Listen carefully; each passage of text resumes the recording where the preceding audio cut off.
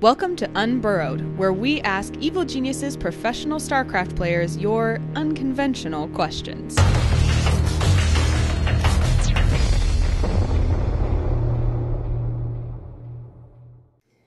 Alright, here's another Twitter question from Prizzy726. Who is everyone's favorite comic book character and why? For me, it's Todd McFarlane's Spawn. I read those comics ever since I was a kid.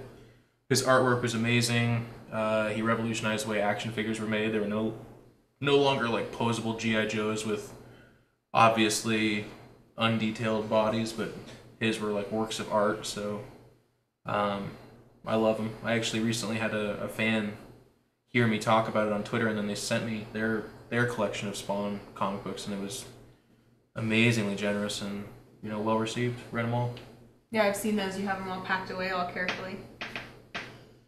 What about you, Bryce? Typically, I actually like most of the supervillains for whatever reason. I just think they're more badass. But if I had to pick one, I'd say Wolverine. I don't know what it is about Wolverine, but he's just the most badass character to me. Is that the reason for the Oh yeah, hair? definitely. Someday, Hugh Jackman. You just have to grow out the hair right here. Yeah, right. Yeah. What about you, Greg? I never really read those kind of comic books. I liked Calvin and Hobbes and I don't know, I forget the rest. Those kinds of comics. Calvin and Hobbes is my favorite of those, and as of the superheroes, I think Batman's my favorite.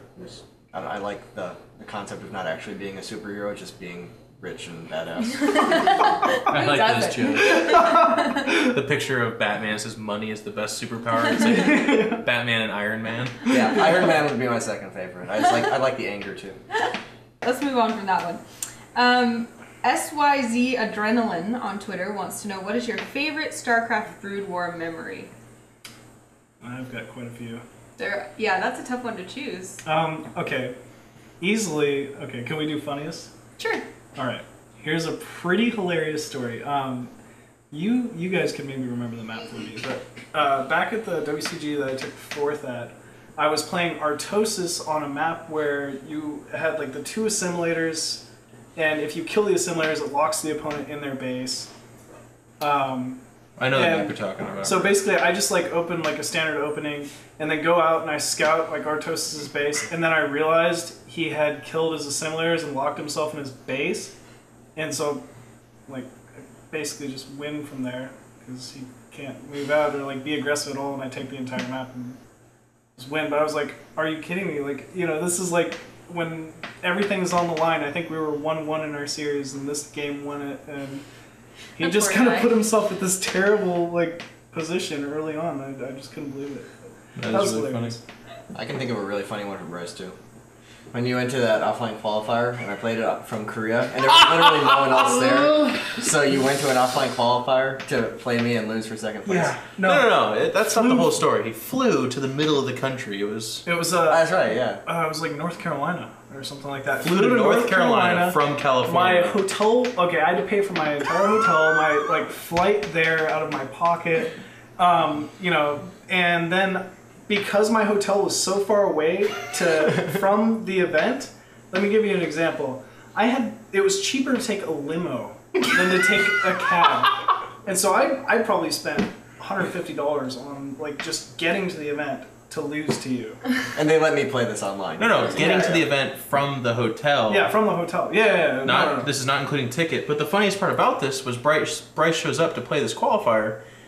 It's a 2-man qualifier. Yeah. So even after losing to Greg, he qualified anyways. Yeah, well, that's the only reason why I did it, because I was so diehard and just wanted to go to US Finals, but that was a pain. And then, that's when the Command & Conquer guy was sitting next to me. I'm sitting there in my StarCraft match, like, Brood War was a bit more fast-paced, so I'm playing at about 300 APM, and I'm like sitting here really frustrated, losing to Greg, and this guy taps me on the shoulder, like in the middle of my game. And so I turn around, and there's like 3 Command & Conquer players like watching me play. They're sitting around like, scratching the back of their head, like clicking with one finger and stuff. And he goes, "Why are you doing that? We know that's not real APM." Like I'm sitting there trying to appease them, like entertain them. And so I just kind of like look at him and then just like look back at my screen because I didn't even know what else to do. just kept playing, but I was like insulted. It was really weird. Okay, but best StarCraft Brood War memory actually was the last WCG qualifier. I ended up playing Sheth in the finals. Going into the qualifier, I had fallen losers bracket finals to him, 1-2, and then had to play him in the winners bracket the winners bracket finals. Then I had to play him in the finals. Won the first series 2-1 after falling 0-1. And then the second series, I lost the first game, won the next game, and in the third game, he had like a build order counter on me, and basically he killed my Spire. But it was one of those things where like I got 3 mutas out right as the Spire died. He proceeded to make something like, I want to say, like 10 Scourge, and I killed 10 Scourge with 3 muta, and then ended up winning the series. And it was like just the most epic thing I'd ever done. That was pretty cool. You probably have some good Brood War memories, Jeff. Yeah, a lot. I mean, best one's obviously winning 2007 national championship. That was really important. My mom sent me on every dime she had in the bank, and then I won, was able to repay her, and that was really important. But as far as funny stories are concerned, there are a lot of those. People hear us talk about it all the time, but we used to train on what we called media event, which was our team at the time, and it was me, Greg, Artosis, Bryce, Tasis would show up sometimes. G5 was there. There was always like a Skew, Nyokin. Noni would watch, never play, the rat bastard. But every night, there was never an organized time when we'd stop. It would always just kind of disassimilate. Like people would just start getting mad and quitting every night. Like usually Greg was one of the first, but then Artosis G5 would have their final they match. were pretty much as bad as me. Yeah, this is where I learned. Yeah, they're bad. Ascend would play this too. So every night was hilarious. But one of my favorites was G5 was going on a particular rant, and he's such an angry guy that when he gets mad, he actually starts like laughing and giggling, which is actually just him being insane. And Machine's job was to push him over the line. Like what Bryce would do is we'd all tease it and taunt it, but Bryce would take it and just leapfrog right over it. And G5 didn't have the best spelling in the world. And one time, God. I can't remember how it actually happened or what the actual story was, but he misspelled Hotdog at some point in time in our lives. And he was going on a rant about how I'm quoting this, a social retard. That was what he was saying. He was yelling at me about something, and then Bryce is like, "Hey Eric," and he's like, "What is it, Machine?" And he's got like that giggle to his voice where he's just completely insane. He goes, How do you spell hot dog? And he's like, and it was like a just silence, and then he just like logged off. Friend removed all of us, but he quit the spelled team. it wrong, and then we all started laughing. Really? Yeah, he spelled it wrong. I don't even remember that part. It was like, I don't even know how, but yeah, he did spell it wrong. I remember, and he was really upset about it. We had good times. Artosis, everyone knows him now as like, the caster and very wealthy and totally well off. But what we knew him as was the guy in his mom's attic who had his headset taped to his face. And because his headset was taped to his face, we heard things that he didn't want us to hear. So his mom would come home and be like, Dan, I need help with the groceries. And he'd be like, Mom, I'm in a game. God damn. And she'd be like, don't raise your voice to me, Mom. And then he'd like put his headset off, but we'd hear it peeling off his face, and he'd put it down, and then he'd go and he'd talk to her, and we could hear the whole thing. And he had like 2 little dogs living in the house, and they were always burp, burp, burp, burp, burp, burp, burp, shut up, burp, burp, burp, burp. It was really funny. So that's why Dan has a tendency sometimes to get a little bit mad. All those years that you never figure out push to talk. Yeah. Yeah, good point. Okay, here's a question from Ask Reddit by SNK Kermit. If you could combine 2 Olympic sports, what would they be? Swim fencing. How would that work, I guys? have no idea. Swimming at each other with swords would be amazing. I don't know. Well, we know how Greg feels about volleyball, so...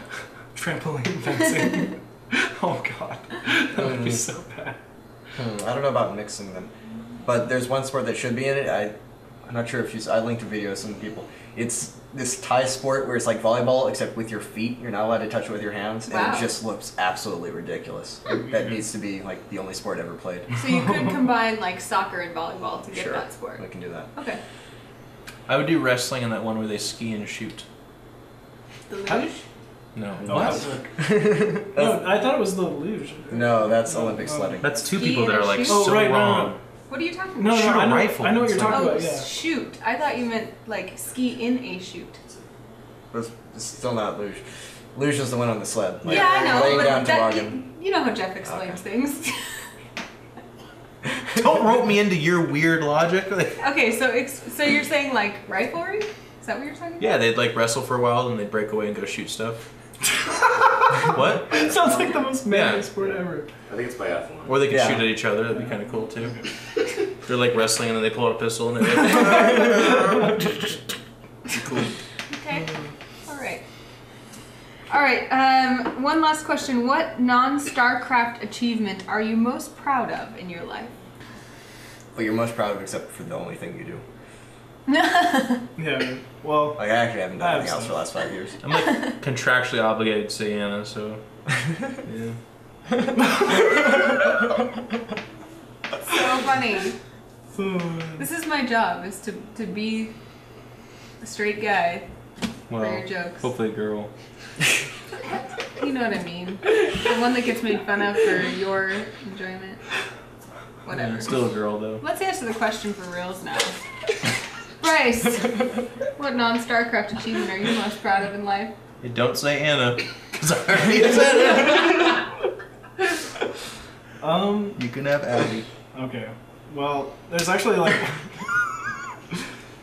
it's actually, if I had to pick one thing, it would be a particular wrestling match I had where we were basically up against this town called Paso Robles. They're an amazing wrestling team. Go to state basically every single year. And I had to wrestle their captain, and I was my team's wrestling captain.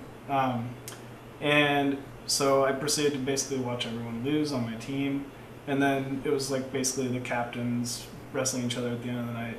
I get murdered the first 2 rounds. I want to say something like the last 15 seconds of the 3rd round, I was just a couple points away from being like point DQ'd, but I ended up hitting a really sick head and arm throw directly to a pin like 3 seconds later, and won the match like within the last 10 seconds.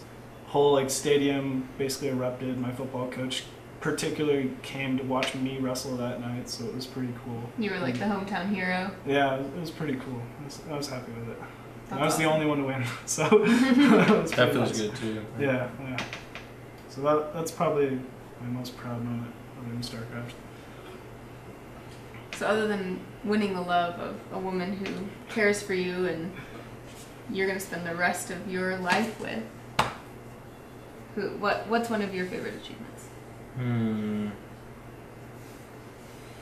I guess kind of along the same lines as Bryce. Like we, my senior year, I was the captain of the football team for my high school, and we had a great season. Our defense was absolutely amazing, and I was the defensive lineman, or one of them, obviously. And we ended up losing the state championship. Great game, but it was against Bellevue, who's won something like 8 of the last 11 state championships, or something ridiculous like that. But I made one tackle against the state-leading running back in the backfield. I threw my lineman down on the ground, which is just cool to do anyways. And then I ran down the running back. Like, he saw me coming, turned, and ran, and I actually outran him and tackled him along our sideline. And, 10,000 people jumped up and cheered or something like that, but it was cool. It was made a little bit less cool by the fact that the commentators sounded ridiculous. Because I then was like, oh, that's so awesome. And you always want to watch your own good replay, so I watched the video, and they're like, look at the big fella run. Look at him go. And I'm like, what the shit? Not a big pig or something. But it was cool. Greg? Let's kind of make all of mine that I can remember look bad. So I played sports, but I wasn't particularly good at them. One time I made all 3 outs in an inning, throwing out people stealing second. I guess That's pretty cool. That's Pretty cool. good, yeah. It's not for like a real game like yours. It's still cool. You guys are athletes to the core. All of your accomplishments are sports. Well, school stuff all seems really nerdy and on top. Yeah. One time I got a One time I passed 98% on my test. Yeah, right? I did get an 800 on my math SAT. Wow, that's Wow. really great. Yeah. Damn. I wrote a 30-page paper in one night. But the funny part was my teacher graded my paper, and like the first 15 pages, like, this is great work, excellent job. And then 15 and onward, I was in like a psychedelic hallucinogenic state. And he was like, I think this paragraph belongs down here. Here you're talking about something else. I don't know what this is. It was really funny. If you would like to see your question featured on Unburrowed, tweet it at Evil Geniuses with hashtag Unburrowed.